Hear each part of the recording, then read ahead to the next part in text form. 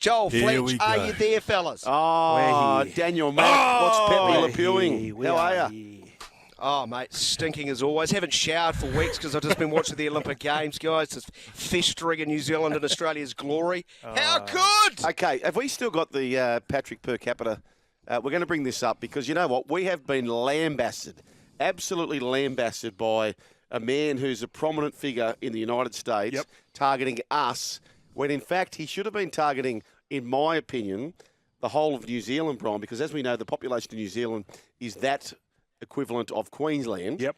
But Patrick per capita McAfee had a direct assault straight to us, didn't he, Brian? Yeah, because we carried on a little bit. The Kiwis don't carry on as much as us. Have a listen to this, boys. We did beat the hell out of Australia. We had more golds in the pool, Right. more silvers in the pool, Right. and more bronzes in the pool. Right. And I did see the Australian swimming fan contingency who, once again, we were just talking shit to you, but you started talking shit to us. We buried you. Per capita, we have the fourth most amount of medals than any other country in the world. Shut the up. Okay. Per capita. Okay, if we're going to start doing a per capita question, we will obviously wonder how the hell the island of Jamaica has become the fastest island. About we can get into that, we can get into that whole thing.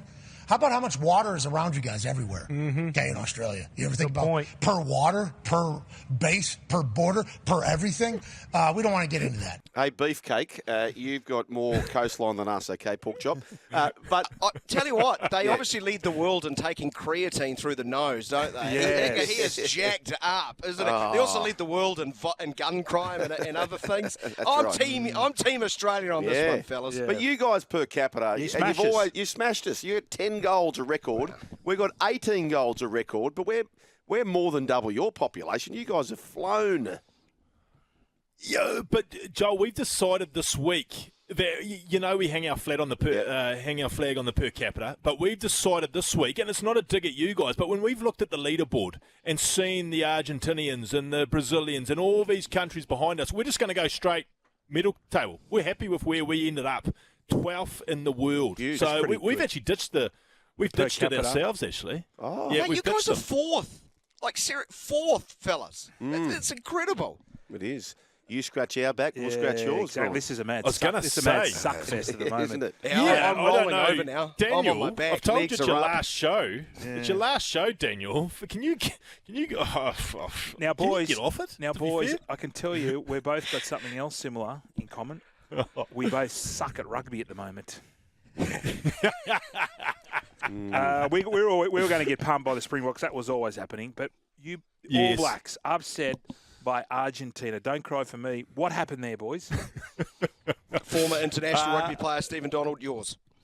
We collapsed. Argentina, Fletch, are one of these teams that come out for 20 minutes and they're all bravo and they play with a lot of endeavour, and then you sort of just let it unfold and you end up beating them over 80 minutes convincingly, hence why I had the All Blacks winning 20-30 on my account. However, they didn't go away this time, and they won, and dare I say, it has spiced up the rugby world over here, I can assure you. Were you worried about got a wee bit testy? What was doing with the poor crowd in Wellington too? What's happened there? Well, it's because it's Argentina, mate. They're not traditionally a great crowd puller because it's an inevitable result. I mean, prior to the series of the two games, everyone's like, why are they playing Argentina in our two biggest stadiums, Wellington and Eden Park? It's going to look terrible on TV. Apparently ticket sales, though, on Sunday went through the roof for Eden Park. So there's going to be a bumper crowd all of a sudden because all of a sudden that result is not a foregone conclusion. Hey, gents, we were talking earlier about a big story over here in Australia around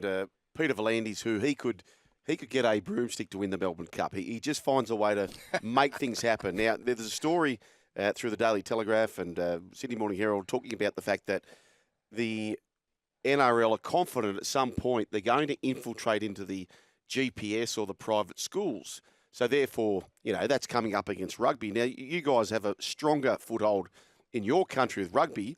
Could you ever see that happening over there? Well, I mean, it blows up every now and again. But the thing is, I guess, at the moment, if you're a parent, like all the rugby schools as such, and I don't like the term rugby schools because it does narrow it down.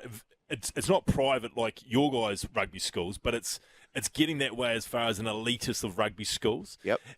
But you're never gonna break that down, I don't think. And I don't know if league wants to, because at the moment it's just a great nursery. I mean, the parents of these kids don't care if they get an NRL contract or a Super Rugby contract. They're just thrown their kids into these elite rugby schools to get noticed. And like I personally don't agree with it, because we've survived on every school in every area being able to produce, All Blacks and rugby players. But I think they can sit back and sort of, the NRL can sit back and go, oh yeah, that guy there, like a Big Nelson, for example. Yeah. He was playing first 15 rugby, playing for the New Zealand secondary schools team.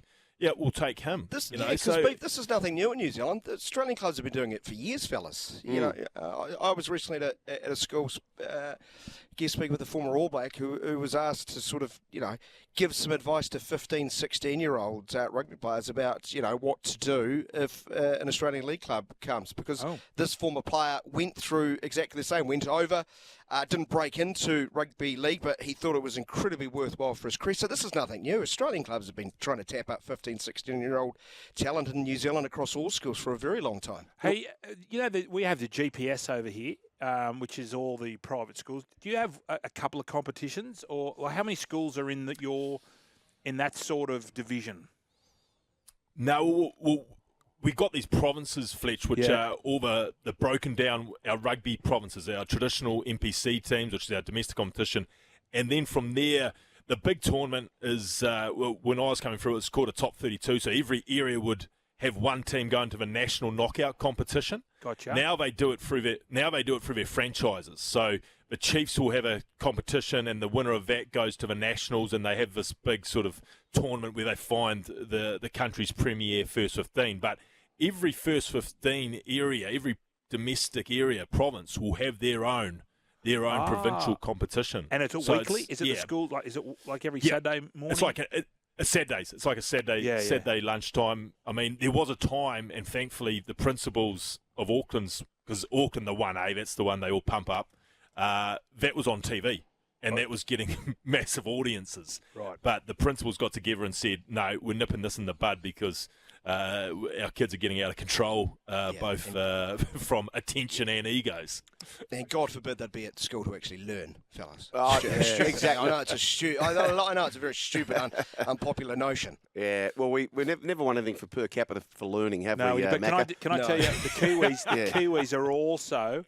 I tell you what, you're also holding your own in the countries with the most traffic.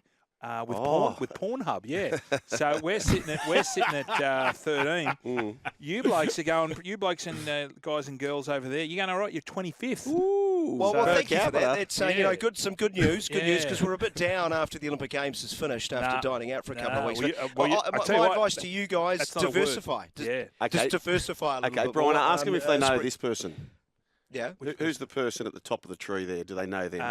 Yes. To know you. Yes. Macca, would you know who Abella Danger is? Yes, that's guilty. Can I phone a friend? Yeah. Riley Reid. I'm phoning you, mate. No. I'm phoning you. I think you would. She is the...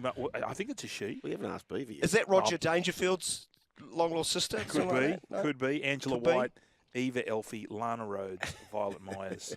So I think Beaver knows what we're talking about, because he's gone awfully quiet. Hey, Brian, look how many texts we've had. So we just need to do this. Apologies, Daniel, but we need to do this, my friend. Tell us about yourself, mate. What have you got for us? The bullet points, if we're in an elevator, the elevator speech would say what? Daniel Charles McHardy, born on the 10th of the 4th, 1979, and just a thoroughly wonderful human being who does suffer through a chronic lack of self-confidence. Good. I don't think you are, by the sounds of it. Well, good. For the last 5 minutes, it's been anything to go by. Hey, have you guys stopped bullying Raygun yet? Oh, I'm not bullying Raygun. I want her in the studio. Yeah. She's a gun. She's an absolute gun. We're not making fun of her. I mean, you guys can't make fun of her because she's not from. You're not from Australia, but we're allowed. Oh no, we can make fun of her. We can, but well, you'll have to answer to. Well, I'm going to argue, Brian, that the art form of getting into the Olympics when heavily underqualified is a bigger sport and bigger achievement than some of the sports we have. So she was the gold medalist in that department. Yeah. Wasn't she? Which I still think she's making a documentary to take the piss out of the IOC to say, look how easy it is to be Olympian. To be an Olympian. That's I have that sort of. Has she done that? Can she please get the tattoo? She has to get the tattoo. Can we pay for her to get the tattoo? Yes. Yeah. What did you make of that, boys, when you first saw it? I didn't know what to think. I thought it was parody for a second, but the more and more I watched, the more and more I liked. Yeah. And was even pulling out a few kangaroos late on Saturday night. Is that so rank? and dancing as well, Marco? Yeah, absolutely, mate. Absolutely. Where can I ask where Kirst is? What's happening to Kirst? Having a breather. She's not a mornings person, and yet her other employee had her up at 7 o'clock or 3 o'clock every morning to do the Olympics for our breakfast wrap. Yeah. So it took a bit of a sting out of dear Kirst. She can do whatever she wants. Yeah. You two, though, however, have to give me an answer here. So today's Wacky team, on the back of Raygun, we're doing celebrity names who are dancers. So example, Waltz Disney, Barbara Nutbush. I need to get a few sort of nominations from you blokes. I'll go first to you, Beef, because you know the rort. And Kirstie was in form, wasn't she? Kirstie was flying. She was just going bang, bang, bang, bang, bang. I'll give you the tip. Kirst had about 2 hours' notice. Young Finn hadn't even mentioned this to me, so I've got to admit I'm scrambling here, team. Okay, well, what about Jess Foxtrot? I'll get you going. She's our wonderful Hey, K1. just we see this moving into the kick is. I just can't think of. I'm just thinking of old movies like Tango and Cash. Tango and Cash, perfect. Yeah. Come on, Beef. What about the lead singer of Spandau? Christopher Waltz. He's a What good about actor. Spandau Ballet, the lead singers? Because that was a bit cryptic, but we can throw that in. Martin Kemp, you would have had. Can I had throw one posters out? of him on your wall, surely. Yes, go. What Sugar. about Gloria Estedford? And Estedford. Yes. Sorry, can I get some subtitles on that? What was that? Yeah. He's been holding that back, boys. Hey, Macca, beat it.